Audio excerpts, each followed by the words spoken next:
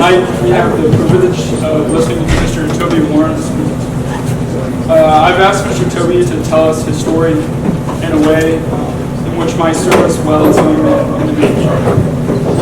Mr. Warren is fighting the good fight, winning the race, and keeping the faith. He has lived for more than 50 years climbing the corporate ladder, writing 5 books, leading a major college athletic program out of a national scandal and death penalty, building an honored golf course community with Robert Trent Jones, and building the National Leadership Center of Excellence institution dedicated to Proverbs 27:17, Iron Sharpens Iron, of which he is the founder, CEO, and chief servant leader.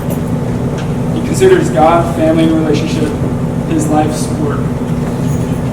He and his wife Char have been married for 54 years this month, and he was 75 years young yesterday. He works out every day from 5 a.m. to 6 a.m. and has recently completed the study of chaplaincy this past summer.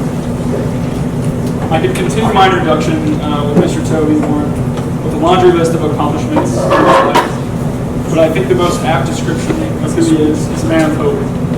And I'm just going to end this with a quote by C.S. Lewis and get out of the way. If you read history, you will find that the Christians who did most for the present world were just those who thought of the next. The apostles themselves, who set on foot the conversion of the Roman Empire, the great men who built up the Middle Ages, the English evangelicals who abolished the slave trade, all left their mark on earth precisely because their minds were occupied with heaven. And so with that, I introduce Mr. Toby Warren.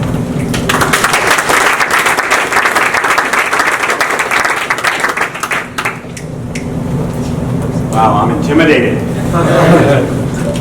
This is the real deal. It's a privilege to be here. Thank you.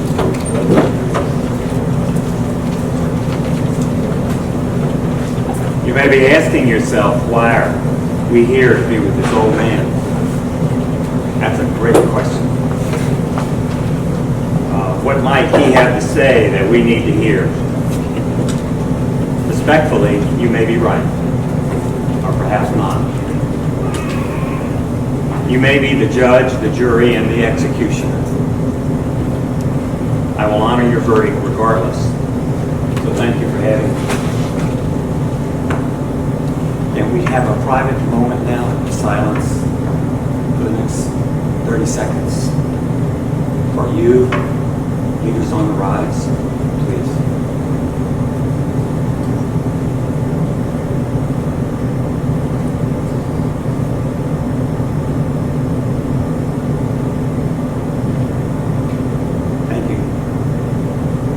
Praying for you, I am. I am Toby Warren. I love my God. I love my family and my 17 friendships. I'm 75 years young yesterday. And I'm better than I have ever been.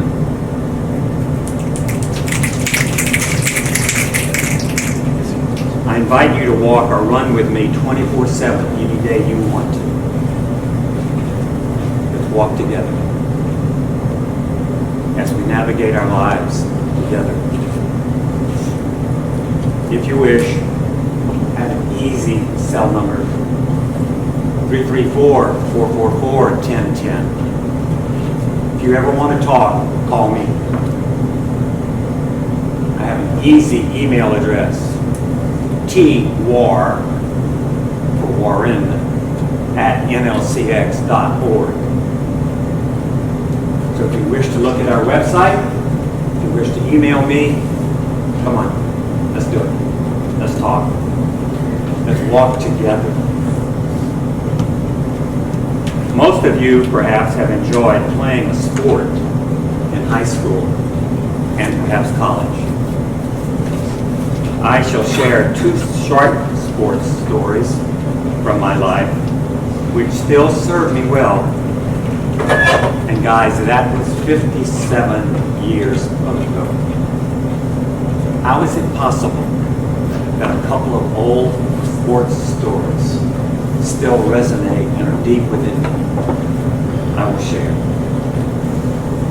I think there's a question here. The question is, do I, do you, have the will to win? What is the will to win? In the face of great adversity, do you have the stuff to deal with life and failures along the way and emerge ahead of the game?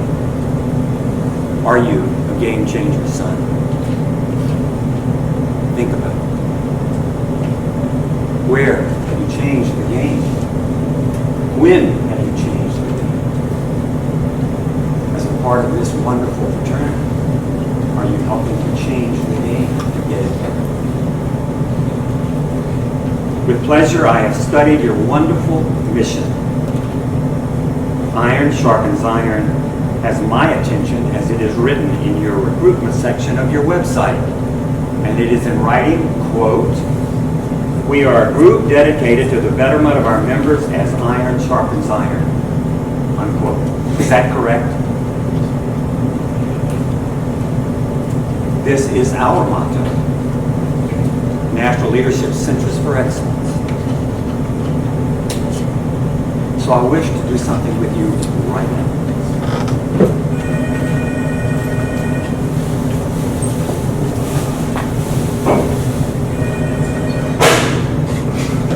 There are 172 national players in our organization. And they are players. And they are changing the game. And we are all 17 friends. So I thought it would be appropriate, and although I don't see that you have any figures in front of you, some of you do, but I just want you to know, from all of us throughout the United States, and you can check our website, we are toasting to you tonight. Iron sharpens iron, 27-17. You get it, Collins?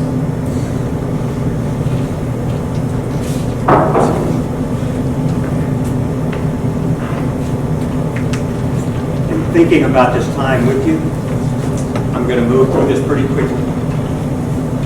You can stop me anytime you want to. Just raise your hand and we'll stop and I'll answer a question or whatever. Let's get to the story. Let me tell you your story, my story. Can you hear me okay? Thank you. Let this first be a story, I call it a love story. About life, about iron sharpens iron. It's a story about watershed moments, a sacred vision, and God in action.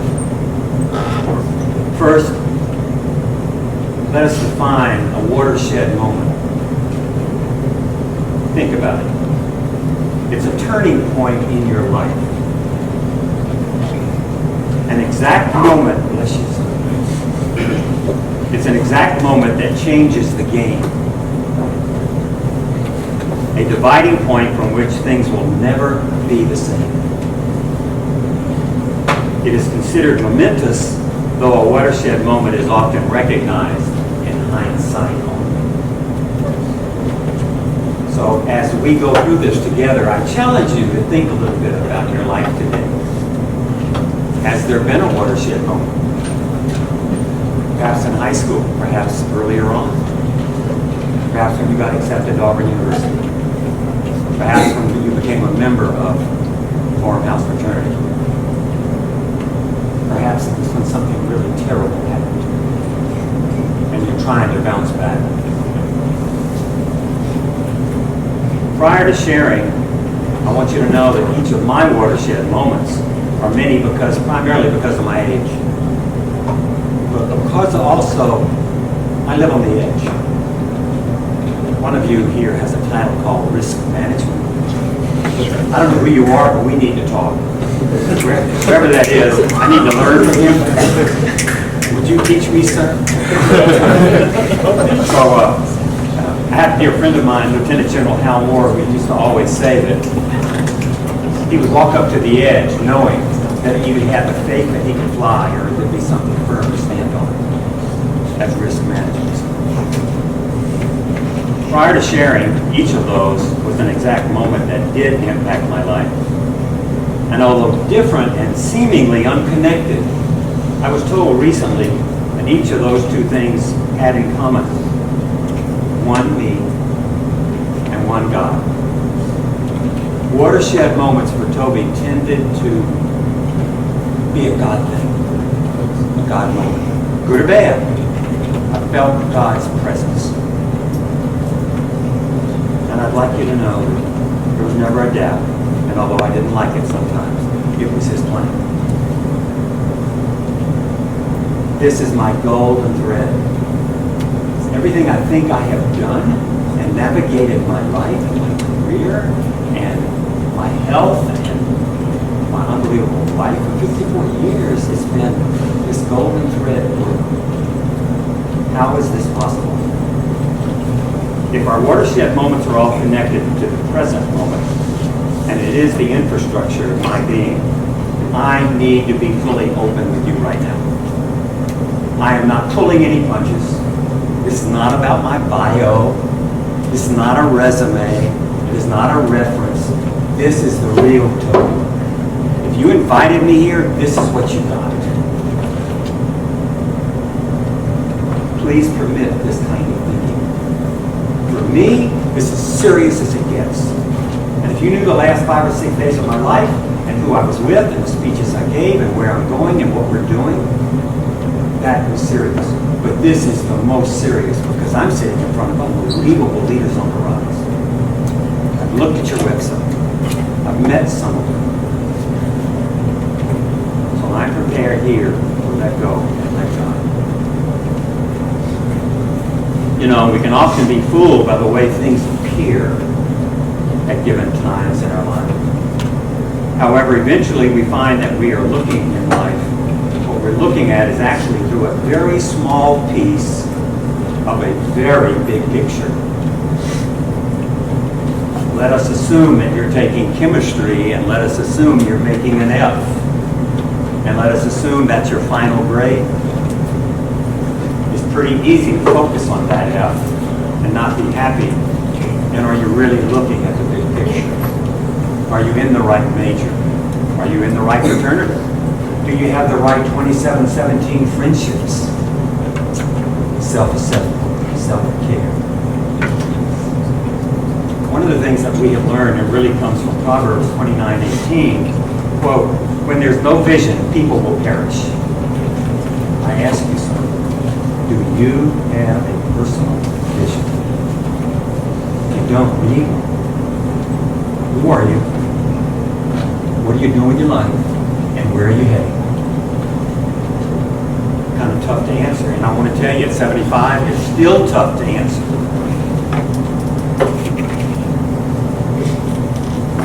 We all should know what a troubled lake surface looks like.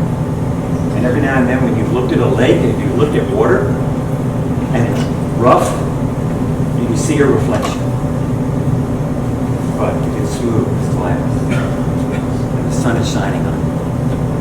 There's a reflection on that lake. It kind of is like you.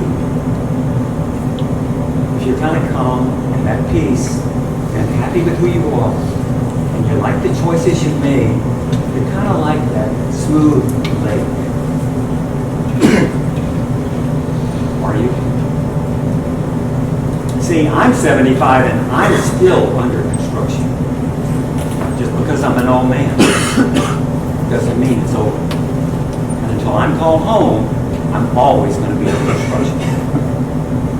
You're under construction. You're blessed because of your age, your youth, this wonderful university, this amazing fraternity, your 2717 brothers. So let's talk about the big picture here. We're talking about you, with you, to you, but what's the big picture? I truly believe that we can connect certain dots in our life. I think if you go back and you can remember first grade, 7th grade, your first date, your first automobile accident, whatever it is, all of that is connected. And they perhaps are watershed moments. So let me cut to the chase here and talk about a few watershed moments here and I'm going to get through them quickly. And if there's any that you wish to discuss or ask any questions about, I'm happy to be more thorough.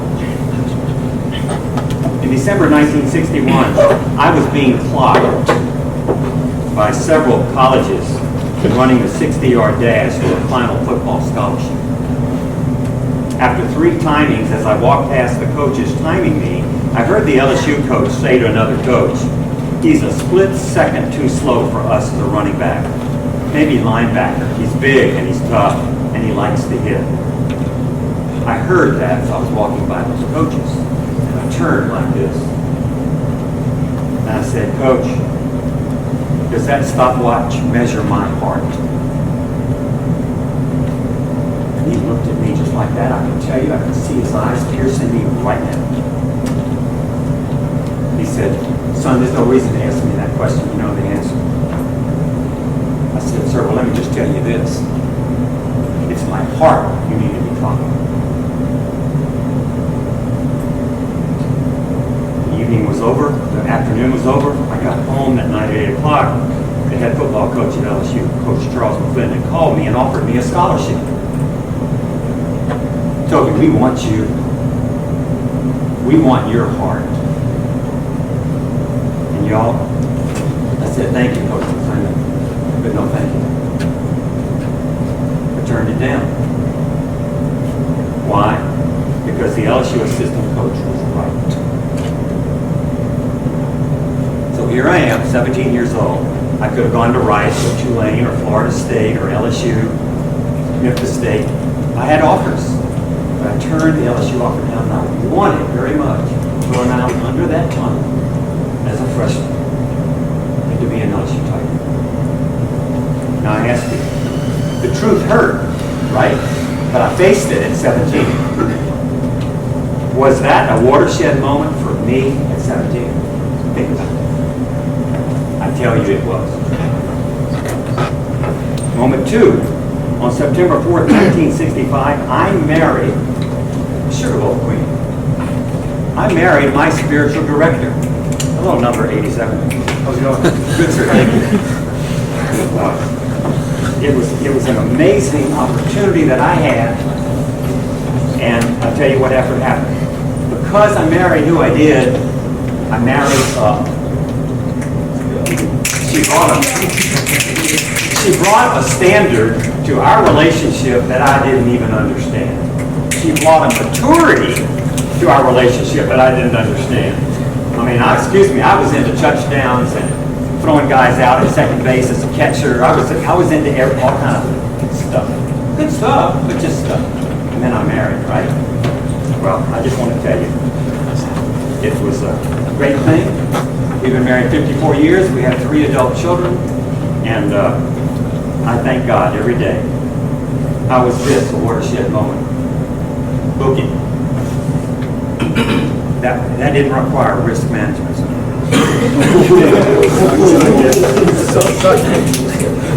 Moment number 3. Operation Turnaround was the real deal. Let me repeat. Operation Turnaround was the real deal. For 5 years, as the athletic director at the University of Louisiana, I was asked to come down and clean it up. 139 cheating scandals and violations of the NCAA. Death penalty in basketball. 0-10 in football. You know what this ring is?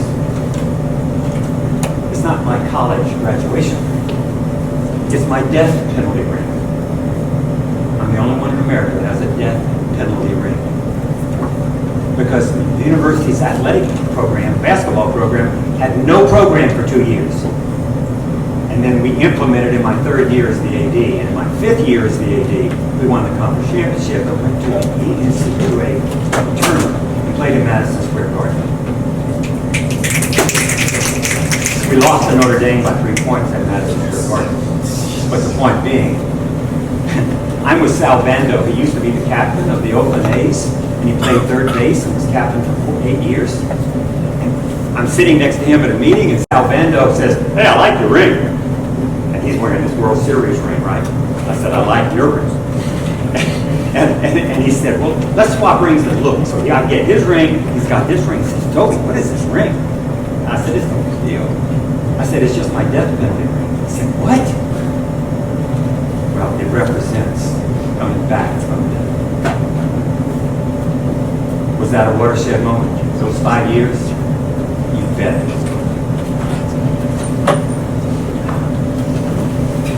Moment number 4. I had the privilege of developing and building one of the top golf course communities in America, Latrell, with Robert Trent Jones and his family.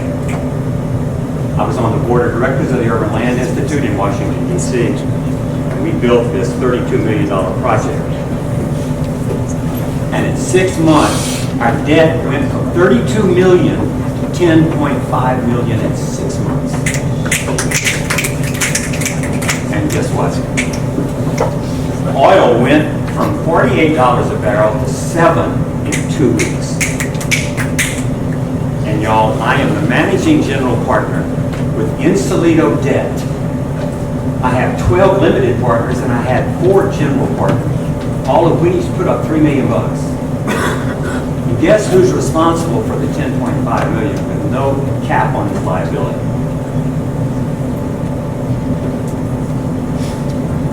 My wife and I sucked it up, locked arms, and went forward together with $10 million in debt. Was that a watershed moment?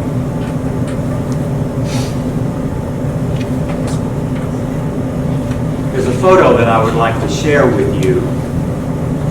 And son, are you responsible for the photo? All right, you got photo number 1? I don't know what you see because I can't see what you see, but I'm thinking. I want to share with you that many years ago in the fall of 1961, I did bend, but I did not break. I'm number 30 in that picture. Today, in the fall of 2019, I'm still somewhat bent when others attempt to bowl me over. But I am not broken. This was and is my mantra. Then it was football. Now it's servant leadership. That was for the state championship in Louisiana. And 3 yards, you can see the goal line near my right foot, about 3 yards away. And I'll guarantee you, he did not score. I look at that, and I'm 75 years old. And I'm going to tell you what, that little photo is framed in my office. And I look at that. And I say, no matter what's happening to me, bring it on. I'll bend. I'll tell you what, I'm not going to break. You get it? I'm trying to. Moment 5. In 1992, I saw and met Jesus Christ face to face. I was scared to death. Still am. And if you're not, shame on you. His eyes looked me over. He forgave me, and I felt really loved for the first time by him. I had a beautiful 4 days of a Casio retreat and understanding and dealing with who I am. And sometimes, y'all, we can fake it.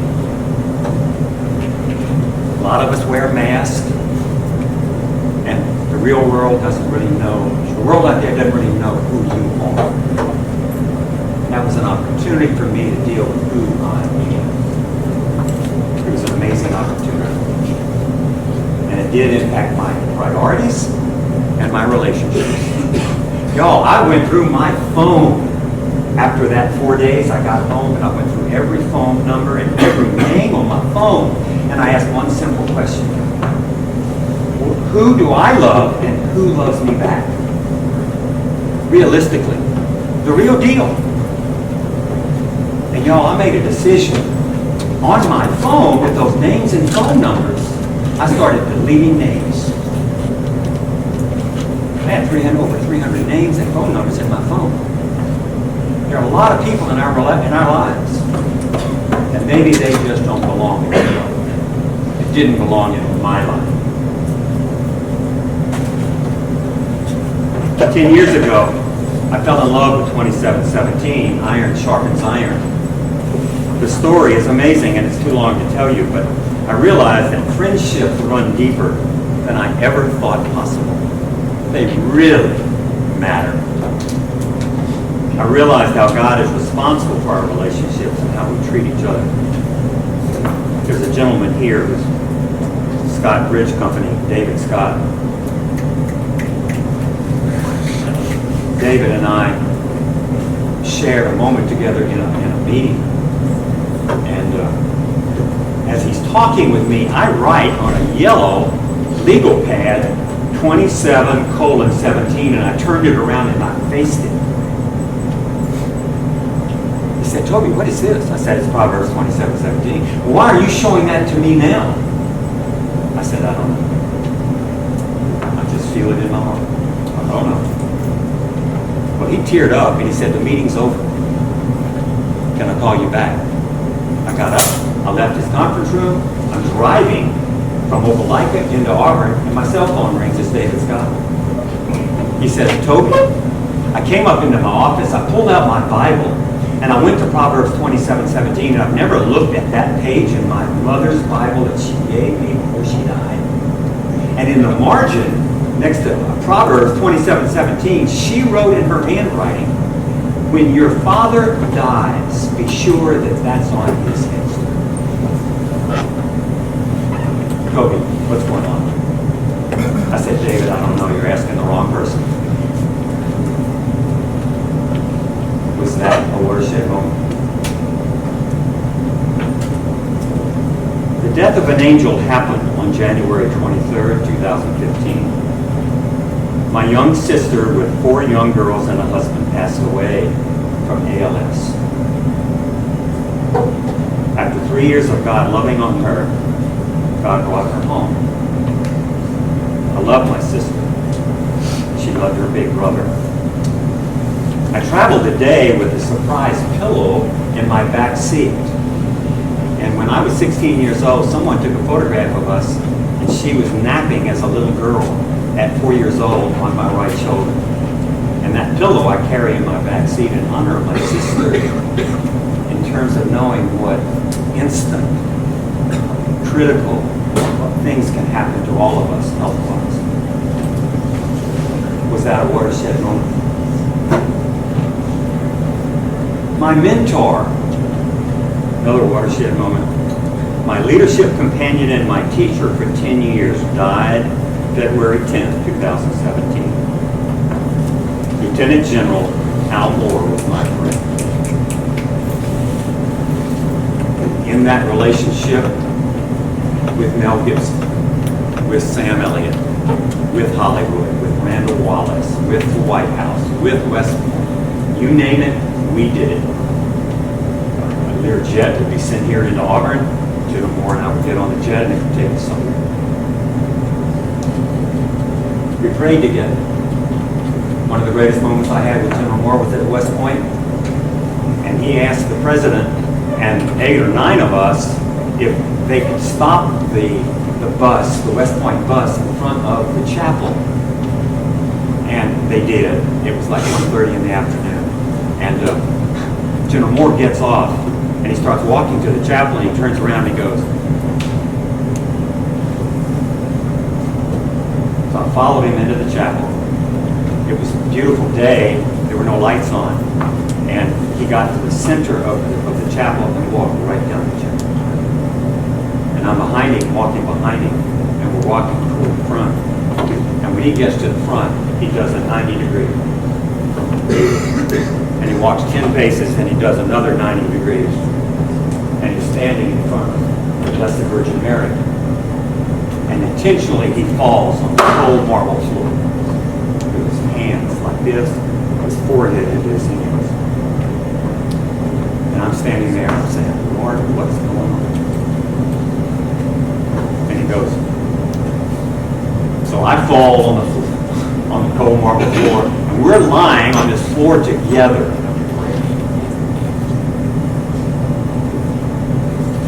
You believe that was the worst? We would discuss the preamble. We would discuss, for we the people, for a more perfect union. domestic tranquility, the blessings of liberty.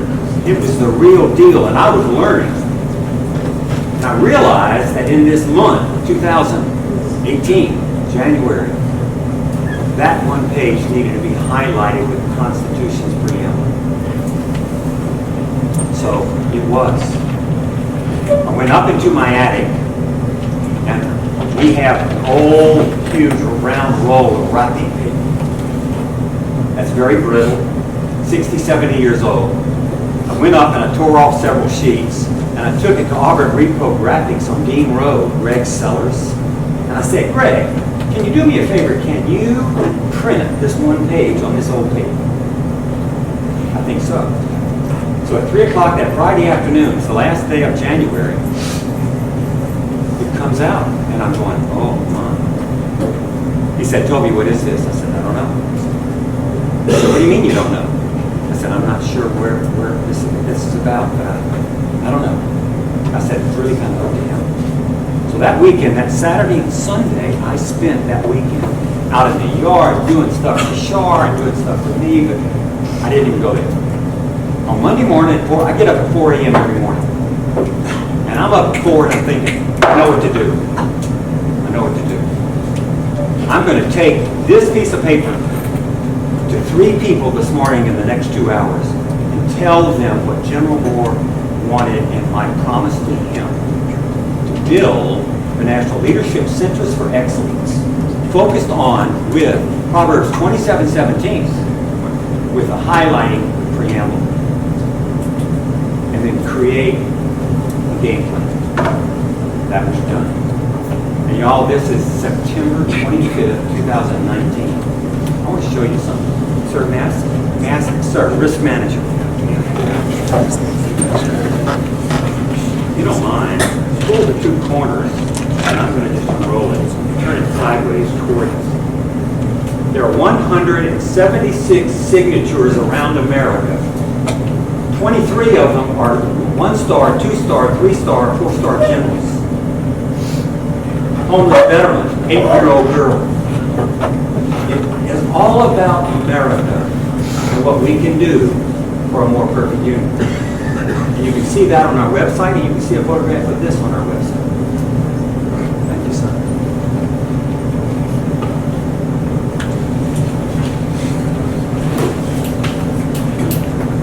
Y'all, I'm having fun now.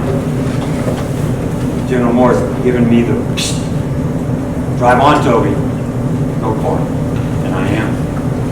So with that declaration for a more perfect union, I have invited, and you can go to our website and see the unbelievable people on the website that are all a part of this with me. I'm part of that. Next. I went back to school in July 2019. I was invited and I attended a chaplaincy school with the International Fellowship of Chaplains. It was an awesome opportunity to better value the dignity of mankind. The learning is now part of our servant leadership institution. Was this a watershed moment for me? Well, I love learning. I love reading. I love great relationships. So, I mean, that was all of the above. Y'all. Then a newborn came out of the Declaration for a More Perfect Union. A proclamation was born 2 weeks ago. It's called Operation Be Kind. And when that proclamation was written, as a newborn, as the firstborn of the Declaration, you can see. Your turn. Cool. Here is Operation Be Kind.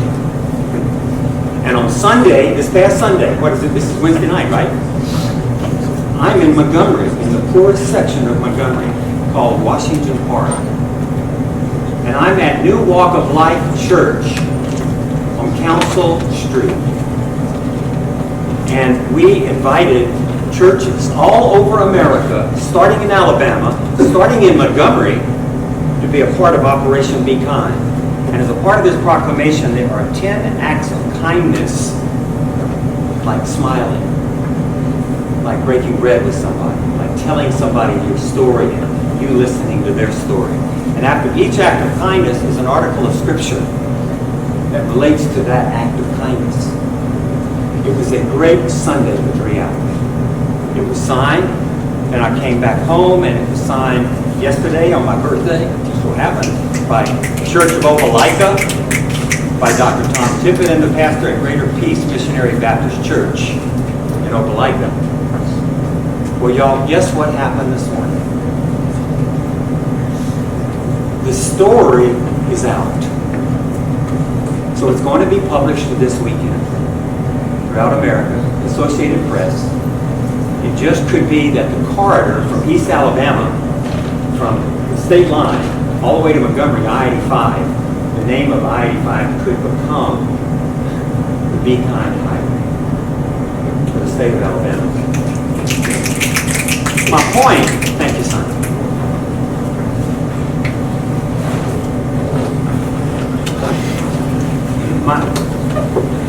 Y'all, anything's possible at any age. And don't think you can't do what you want to do, as long as you put it in his hands. If you don't, you're fooling yourself. 2 Tuesdays ago, I am driving to Starbucks in Tigertown to meet someone coming from Montgomery. And they are taking this bishop to the airport to get on an airplane to fly back to Africa. And we had a plan that in the parking lot, when they drove up, I would already be there, right? They drive up. I see them drive into the parking lot, and I'm sitting on the curb with Jeremy Maddox. Jeremy Maddox is in a wheelchair. He's black, 33 years old, one leg, and he's playing the guitar, and it's 94 degrees. And he's in the sun. I walk over to Jeremy, did not know him, sat down on the curb next to him, and I said, "Sir, who are you?" "My name's Jeremy." I said, "Jeremy, can I give you money?" And he hesitated, and I said, "Here's $20. But that's not why I'm here. I'm here, Jeremy, because I need to love on you. I need to love on you. And I need you to love on me back." He started crying. We cried together. And I said, let's get you out of the sun. So backed him up onto the curb, under kind of an overhang right there in the shade area next to Starbucks, part of it. And then my friends drove up into the parking lot. And at that time, people in Starbucks are looking at us. Here's this old white guy with this young guy who's obviously in need of a lot of love. And bottom line, people started coming up to give me money. And it was a great moment. And I had to leave. I want to be sure that I say this correctly. I had to leave because I had a really important meeting in Montgomery. And it was with the Commissioner of the Veterans Affairs, and I do a lot of work for veterans who are suicidal and got trauma in their life. And we were meeting with the governor. And it's one meeting that I needed to go, so I asked for Jeremy's permission to leave. But I made 2 phone calls to 2 pastors in Opelika to help Jeremy in my absence. I'm now on the highway and I'm in Montgomery. And bottom line, at 3 or 3:30 that day, I come back to Opelika. I went straight to Starbucks and to find out what happened to Jeremy. Nobody knew. All I can tell you is that every day since that Tuesday, 2 weeks ago, every morning I wake up and I pray for Jeremy. I don't know where he is. I don't know how he is. And I have a feeling one day we'll meet up there. I pray. So, was that a watershed moment? Yeah. Now, I want to share a second picture with you regarding my old sports days. I call it the finish line. In the spring of 1962, I ran track in high school. Not that I was very fast. They were kind of hard up. But I did run the fourth leg of our quarter-mile relay team. In our state track meet, we were neck and neck with Struma High School from Baton Rouge. And I actually knew the final leg of my opponent. And as we were also football competitors. And it was a highly competitive moment. The finish line is shown in this photo. He beat me by a hair. I on the right, my right in this photograph, I don't know if it's showing you that way, but I'm in the dark jersey.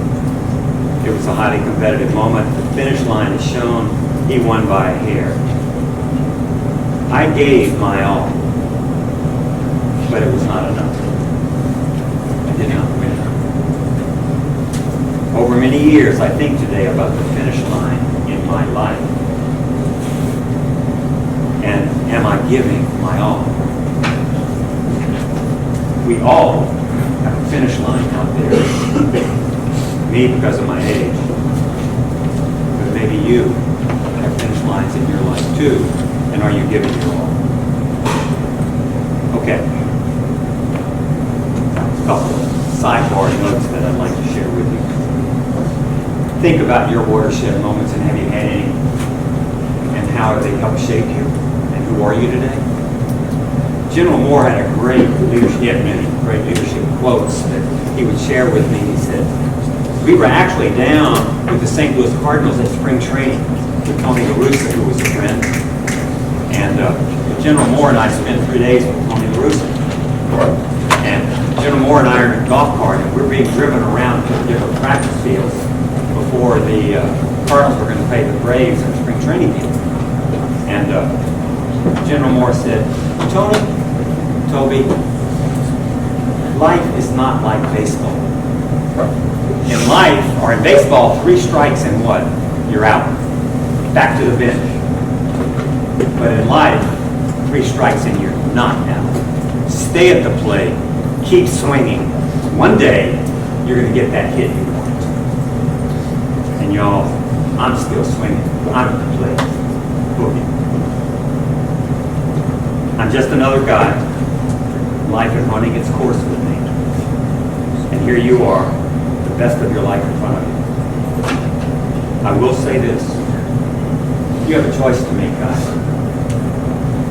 One of the choices you're making is being a part of this wonderful fraternity because of its mission. And is it a builder of men? And are you? Does that really matter to you? Do you really think about it? So the 5 things I'm inviting you to reflect on with me now and maybe after. Are there any watershed moments in your life to date for you to learn from? Only you know that. Could be for an unbelievable, beautiful girl you've been wanting to date forever. And you finally had the guts to ask her and she said no thank you. That could be a watershed moment. It doesn't sound like a big deal, but I tell you what, I've been turned down many times. Do you have a sacred vision for your life? Please, think about it. What's your vision? Do you have a personal belief system? Do you have personal reflections based upon who you want to be? Do you pray in the morning? And what do you pray? Oh, okay. Our Father, whatever, from a book or whatever. Or do you pray about something that means everything to you? Dear Lord, help me today to be a better man. Are there Proverbs 27:17 relationships that you're blessed with? I'm willing to bet there are a lot of people in this room that have great, authentic relationships with each other. Or you probably wouldn't be in this fraternity. Now, let's wrap this up simply. It took a long time to get to where I'm going. 75 years. The biggest assets that I've enjoyed are my relationships in my life and recognizing God in others and learning from them. You will not believe what it was like to sit with General Moore at 5:30 every afternoon for 10 years and toast to America. I listened. Well, guys, I have right here on the final page of my notes, I have time to man up, builders of men. Are you manning up, son? I'm looking at you. What's your name, son? Zach Parker. You okay? I'm good. Good. I am too. As you so boldly present on your website, you are the builders of men. Wow, that is huge. And if that is what I believe that it means, gentlemen, start your engines. Man up. Be the man that you want to be. Think about your father, an uncle, someone in your life that you like to model his life. And part of manning up is understanding that you're going to be pruned along the way, being cut back to flourish later in life. And in this process, you will come to know your worth through the price of pain and experiencing possible failures. I've learned a lot in a few successes, and I've learned a ton from some failures. And I took on some failures I probably shouldn't have. I thought it was my fault. It wasn't. I could not control oil going from OPEC, going from $48 a barrel down to $7 for 2 weeks. The banks were going out of business like crazy. By the way, I wish to share my love of a word. I love words, particularly ones that I think really mean something. I don't know how many of you know what shalom means. It means universal flourishing, an inward sense of wholeness, and the well-being of others. The thing I really like about it is it deals with making things right. Shalom is a cool word. And if you want to make things right with your brother, make them right. Shalom. On this day, it is my laser vision in life to follow His will, and His way. Not mine. Y'all, my favorite song used to be I Did It My Way, sung by Frank Sinatra. For what is a man who has, he got if not himself, then he has the naught to say the things he truly feels, and not the words of one who kneels. The record shows I took the blows and did it my ways. I love that song, but something was wrong. That was my script. So I said, no more. I now have a favorite song for the last 20 years. Here I am, Lord, and it's sung by many. And part of the quote is, I will go, Lord, if you lead me. I will hold your people in my heart. As I leave you, I ask you, and as I continue to challenge myself, I invite you to bend, yes. Break what? No. And for me today, it's about the finish line. Still, 57 years later, that finish line is still important. So as I leave you, I say, your life is a life where it's worth fighting the good fight. Please do that. Your life is worth striving to finish the race strong. Please do that. Your life is about working, keeping the faith. Please do that. So what's the answer to the question on the front end of our visit together? Are you a game changer?